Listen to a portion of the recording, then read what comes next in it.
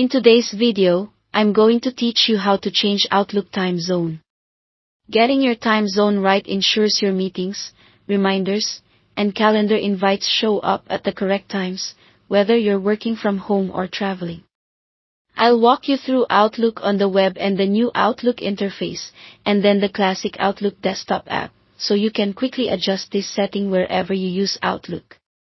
Let's start with Outlook on the web and the new Outlook experience. First, open Settings by clicking the gear icon in the top right corner. From here, you have two places to manage what you see and what your default is. If you want to control how time zones display on your calendar, go to Calendar, then View. If you want to set your primary time zone, the one Outlook uses for scheduling, go to General, then Language and Time. Under the Time Zones area, choose your primary time zone from the list, and add a label if you'd like. Labels are handy to remind you which city or region that time zone represents. If you travel often, check the box that prompts you to update when you're on the go. This helps Outlook nudge you when it detects a change, so your schedule stays accurate without you having to remember it. When you're finished, select Save. Your existing events will automatically realign to the new zone, and new meetings you create will be anchored to the primary time zone you just set. Now, for the classic Outlook desktop app.